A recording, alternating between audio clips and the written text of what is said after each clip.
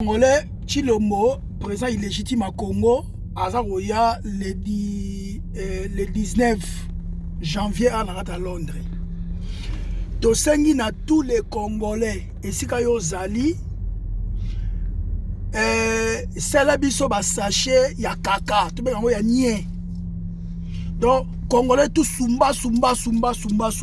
Donc bana sumba ko banda lelo. Osumbi ozwi nie ochona ta sachet ambeli ron kitoko. Donc il faut qu'on ait mipiku na mipiku. Donc tango za roya marche wana po solebi matin il faut ambelon ko ambalon kitoko. Ambalon kitoko et puis ochona ta sachet. Congolais nyo surtout azana doit ko mema 10 mipiku.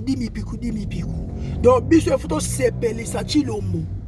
Comprendre? Pour au moins nie soke poli et ben dans une semaine donc ezakitoko makasi po Tshilombo kozona kata chip na ye po boyebi ke président azala illégitime azala illégitimité so azala yana kata mboka ba protéger ye donc ba policier na tourna ba kozwa kaka na nzoto et clique à Félix Mobimba clique à Tshilombo Mobimba nde baza wana ba kozwa farata tolobi likambo ya farata opération farata soki na ba mona yango te la libération ki mbangu ba mona farata donc zwango pena bana ko bomba dépôt parce que bango nde bala boye ana mboka batu gaz lacrymogène ko simba te ba maki et c'est pas message ba maki tolobi farata zwa yango lamba yango kitoko kanga ngona ta sachet ba jour nyo surtout ko bana lelo ko bana lelo no zo landa ti le 19 Congolais nyo surtout